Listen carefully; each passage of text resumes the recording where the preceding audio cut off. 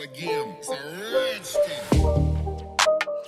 What's going on, everybody? It's the Bull Show, aka Aidan, and welcome back to another video. Ladies and gentlemen, there are a few interesting things that one of our players said about their game against the Milwaukee Bucks. Game 1 obviously came to an end a day ago, just about for the Chicago Bulls, and we ended up walking away with a loss. And some guys didn't deliver like we should expect them to deliver, especially from what they've been doing all season. And today is going to be a video discussing what this certain player had to say about his own performance and the challenge, in my opinion, he set for himself in the next game to make sure it's not a repeat performance from game 1 to game 2. But before we get started, please like and subscribe to the Bull Show, turn notifications on, and let me know in the comments below your thoughts about the Chicago Bulls' chances in game 2. Do you think this type of player, we'll talk about him more in depth, is going to be DeMar DeRozan? Do you think that he will have a much better game in game 2? And do you think him having a better game in game 2 will allow us to pick up a win on the road, which is going to be very crucial if we actually have ambitions to win a series against the Milwaukee Bucks? Beating them on the road could be essential because it brings a home court advantage to our favor. And it's something that we always want as a team in the NBA playoffs. You want to end the series on our home base, on our home turf. And I think that's an opportunity for the Chicago Bulls if we were to do that. But speaking of DeMar DeRozan, obviously the Bulls ended up having a pretty underwhelming performance. Let's say both teams had an underwhelming performance because I think our competitiveness, our fight was by far there. Probably the most we've seen it in a long time because we came back from 16 points. We fought very hard. We played very good defense, in my opinion. And there were just certain moments in the game where you almost felt like we had that chance to win the game. And especially in the fourth quarter, there were just a couple of poor plays, poor execution plays that took us away from that game. But we had every right to be in that game. We had every right, in my opinion, to walk away with the win as well. I don't think Milwaukee played really well either, but I thought the Bulls at the end of the day just couldn't capitalize. But DeMar DeRozan was one of those guys that struggled heavily in game 1 of the NBA playoffs. Now, DeMar DeRozan has been known to struggle in the NBA playoffs, whether we want to admit that or not. There are countless fans across the world that will be saying that DeMar DeRozan is not a very good player in the NBA playoffs. But DeMar DeRozan has something himself to say in game 1 of the Milwaukee Bucks, and I guess his ambitions to play and what he's expected to do in game 2 against the Milwaukee Bucks. So, first thing, DeMar shot 6 of 25 from the field in game 1. And DeMar DeRozan basically said that he doesn't know the reason behind his poor shooting in game 1. He said that most of the shots that he took felt good, felt like they were going in, and simply put, they just didn't go in. And he doesn't know what to put it down to. But there's something else that he said that really intrigued me. He said, "There is no way in hell I shoot 6 from 25 again."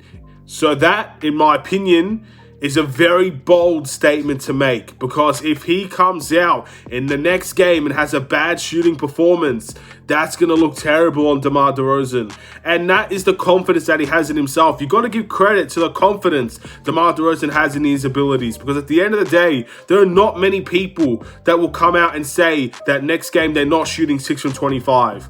That's obviously our leader, and the confidence that he has in himself is great. But again, if you ask just an ordinary role player, if you ask somebody else on this team about their poor shooting displays, they'll say they'll probably work on it and improve on it in the next game. They'll try their best to make sure it doesn't happen again. But no one really says it with that emphasis. No one really says it the way that DeMar said it. He said there's no way in hell he shoots 6 from 25 from the field again. First, if he can deliver on that, that's going to be vital for the Chicago Bulls. Because at the end of the day, game 1 is about assessing this team, assessing the Milwaukee Bucks, Milwaukee assessing the Chicago Bulls, see what both teams bring to the table, and try to find those adjustments within those series to overrule your opponent, to force your opponent to submit, to fall out, to get eliminated. And again, I don't think Milwaukee will have that bad of a performance again. I really, really do not. I think the Bulls played well, to be honest, as well. But I think the Bulls could do better. I know the Bulls could do better.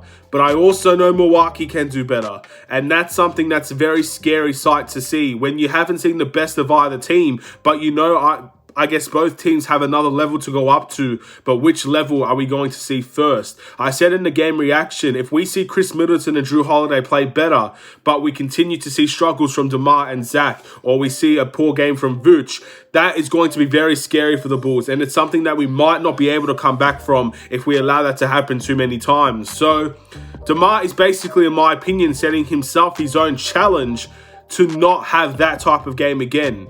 And that brings more, I guess, positivity around the Chicago Bulls, because you don't want to see DeMar DeRozan have a game like this again. And the fact that he's putting it in his own mind that there's no way in hell he's having another game like this, in my opinion, I'm inclined to believe DeMar DeRozan because of the season that he had in the regular season, the things that he's done for the Chicago Bulls team throughout the course of the year, and obviously his own abilities of what we've seen out of DeMar DeRozan. We have seen him score well against the Milwaukee Bucks before.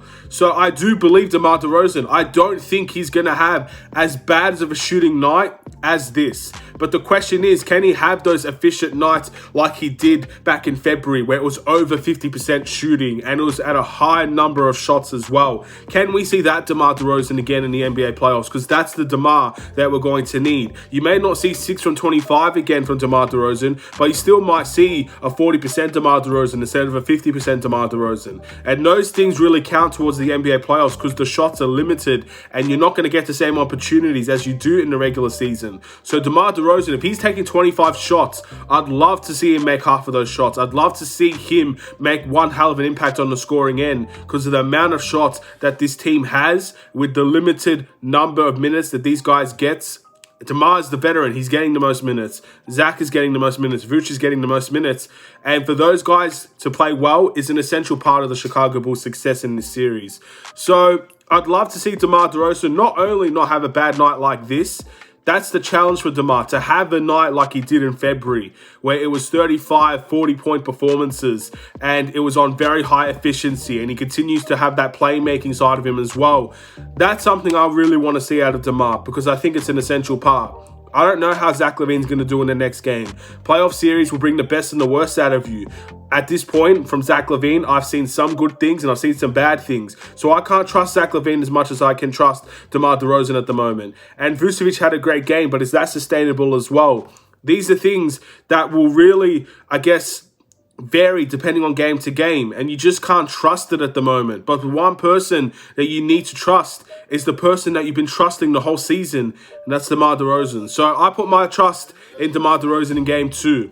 I hope he has a better game in Game 2 than he has in Game 1. I hope he has much better shooting efficiencies. I hope he has more of an impact and a stamp on the game. And most importantly, I hope he could do all of these things as the Bulls improve everywhere else and we win, because I feel like Game 2 will be the game where you will see better from Milwaukee. You will not see a poor Milwaukee Bucks team like you saw in Game 1, in my opinion. I think both teams will have to step up, and DeMar is going to be, in my opinion, the leader behind that. He has to be the one to deliver for everybody else to follow suit.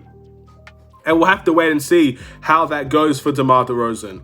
And if he does have a night like this again in the NBA playoffs, that is going to be a meme in my opinion. I think many people will remember what DeMar DeRozan has said in this type of situation. And if he has a poor night like this again, many people won't forget it. I personally won't forget it, because at the end of the day, it's very, very, very unfortunate if he's going to have a game like this again after saying that there's no chance in hell he shoots like this again. We'll have to wait and see if that is something that will happen or not. But if that does happen again, many people won't forget it. Many people will meme it. You will see people in the comments section saying that DeMar shot like this again. You will see people saying DeMar DeFrozen. You will see DeMar choke comments in comments. You'll see it everywhere.